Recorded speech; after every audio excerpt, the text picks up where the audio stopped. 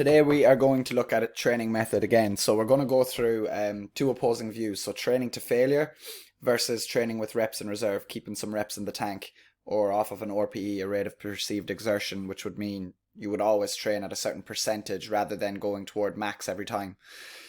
So these are two arguments I've seen before. I think a lot of people have come to the conclusion that training with reps in reserve is better than training to failure. And all I'm going to do is basically reinstate that today. And first of all, I agree, but we're going to go through the reasons why.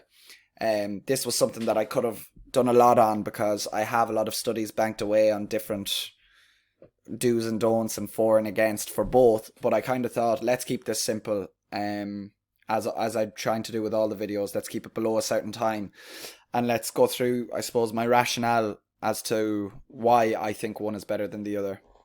So we're looking at RIR, which is what I will call reps in reserve, and failure as a method of training. So when we're looking at reps, first thing we're going to do is explain both, then we're going to go through an example, and then we're going to look at just practical applications.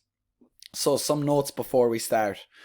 Reps in reserve is training within limitations and keeping some effort in the tank. For example, you can press 15 kg dumbbells for 15 reps at your max. So instead of doing that, you do 4 sets of 10 reps instead, which is roughly 70%. So if you multiply 15 by 70%, you will get 10.5. So you're keeping it roughly around 70%. You know you're always going to be able to hit them. You know it won't negatively affect your next exercise or next session. So you work off of those numbers. Training to failure is a little different. So you may have 3 to 4 sets or time on the clock. We're going to stick with sets for this because I am going to talk about it in terms of gaining strength and building muscle rather than a capacity thing. So you should push each set to max capacity, and then an example of this would be you've got 2 dumbbells just like the person above who does reps in reserve, and you push them for 15 reps on your first, and then you recover and push them for 8 reps on your next. So you see there's a big drop in reps there. You can see that already just from set to set you've dropped 7 reps. So why I would be advocating reps in reserve is because this is something for the general population. If you're doing training to failure and you're trying to elicit as much as you can out of each set, you might need 5 minutes between sets in order to recover and go again to push those few extra reps. People just don't have that time. People have lives outside the gym and don't want to be spending an hour and a half to 2 hours in the gym. So when I'm speaking of training to failure here, I'm assuming you're not getting that long-winded rest of full recovery that you need to elicit whatever adaptations you want to out of the training to failure, which in this case is gaining strength, gaining muscle. So obviously you need long breaks, whereas reps in reserve, you wouldn't. So first of all, what's the goal? For most people, their goals include getting stronger, building muscle, and progressing from phase to phase over time. So over time is important there, be it week to week, day to day, phase to phase. If you got a 16-week cycle, you know 2 things are for certain. You got a beginning goal and you got an end goal.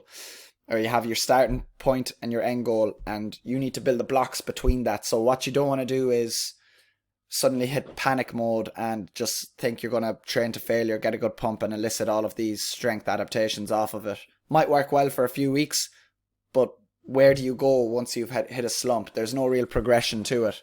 So progressing over time means a plan must be in place, or at least have an idea of progressive overload, which is where things get a little bit hairy here. So my rational opinion, sometimes it's great to go balls to the wall, feels brilliant, but not all of the time. More often than not, it is not optimal to train to failure. Training smart does not always correlate with training hard in this sense. So I've talked about this before, that people are using the train smart, not hard as a bit of a cop-out cliche to get away from working hard. And I always argue you can work smart and hard. So keeping this in mind, reps in reserve, in my opinion, if done right, done off percentages, done off weekly progressions, monthly progressions, phase to phase, keeping everything totally measured, is going to be hard training, but it's going to be much smarter. So people's main argument that about failure or training to failure is that you're working harder. So people argue that going to failure results in harder work, which has a ripple effect of creating more tension, activating more motor units, and as a result building more muscle, which hypothetically makes sense. But this is a long game, which is where sustainability comes into play. And sustainability in programming or strength training is important because, again, back to that start point end goal, if you've got 16 weeks to build to that end goal, or 12 weeks or 20 weeks or whatever it is, if you have a lot of different mesocycles, microcycles, you have a lot of different sessions to get through to get to that point, it's important for your head that you can see the peaks and valleys and you know they're planned. So you know on week 5, okay, I'm going to cut volume down to 60%, we're going to take it easy, reset, and then we're going to hit kind of another peak in 4 weeks time, and this is planned. So you know you're coming down in volume, you know when you're going up in volume, you can always manage it. Whereas if you're going to failure, you're going to have good days, you're going to have bad days, and it's very hard to measure that peak and valley. And for your own head game, it's very hard to see the progression. Even if there is progression, which a lot of the time in the long run there isn't, because there's that whole burnout factor as well of overdoing a certain movement or a certain muscle group. It is important to be able to see that and be able to distinguish between the two. So how do we dissect this? So first of all, I'm going to put up a study which supports both. But I like this study a lot because it brings me to the main point at the bottom. So both studies are from 2016 and they're both from Australia.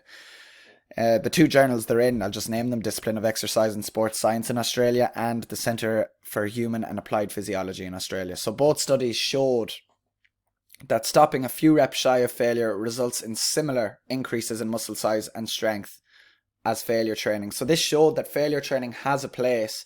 Like, you can get somewhere on it, you can get to a certain point, you can build muscle, build strength, but it shows that reps in reserve is the same. So this whole argument for failure being greater, you kind of have to wind back a bit and say, well, it isn't necessarily so.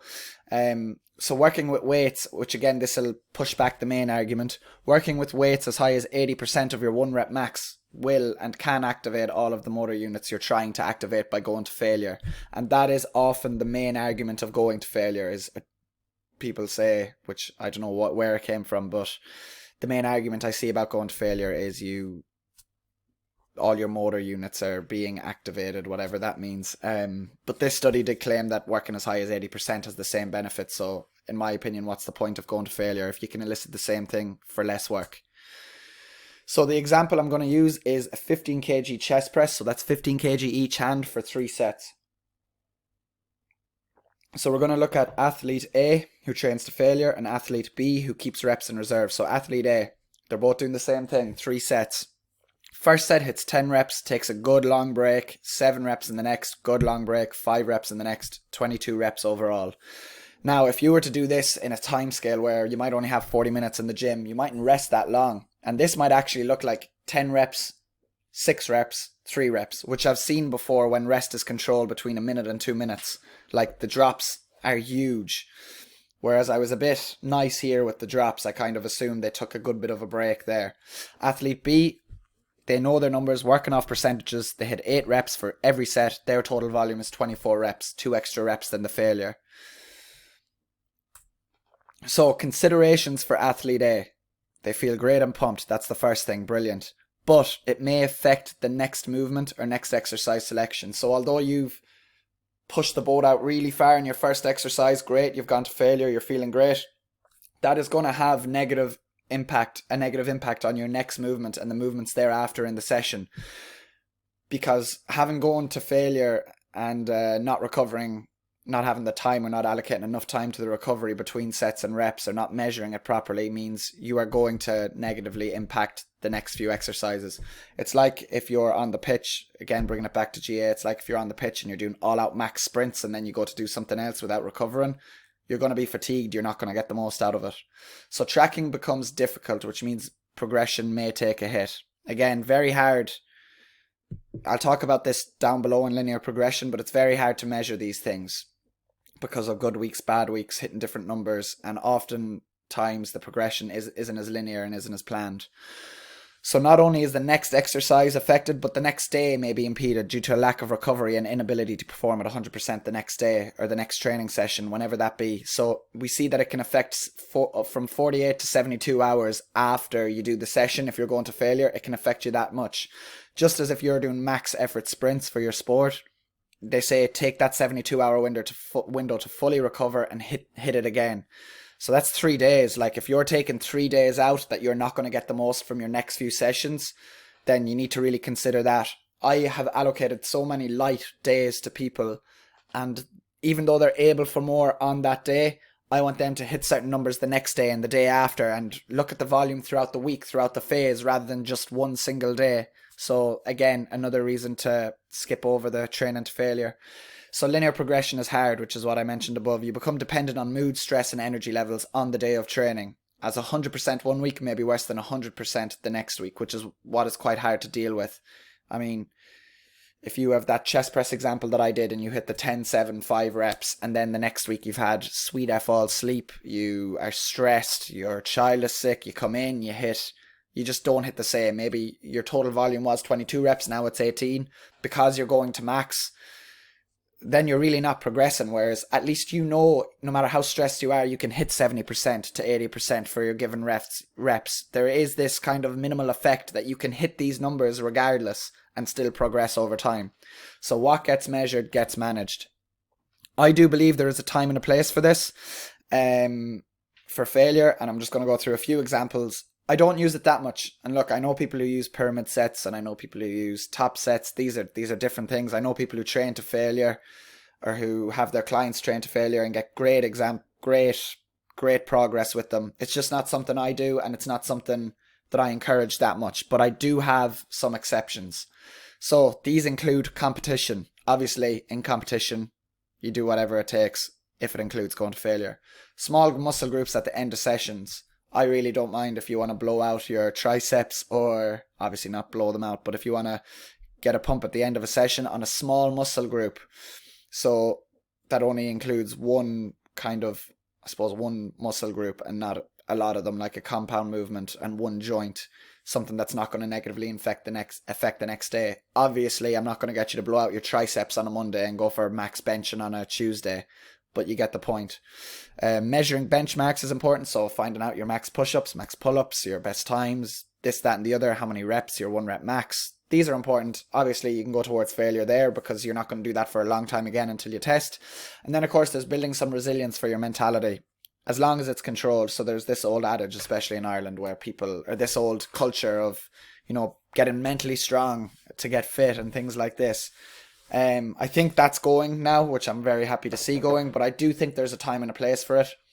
I think it can be good the odd time to do something difficult and still be able to see that you can perform to a minimal standard the next day, and kind of understand that even though you're tired or you're not fully recovered for this next session, that you can still get through it. I think there's a time and a place for that, as long as it's controlled.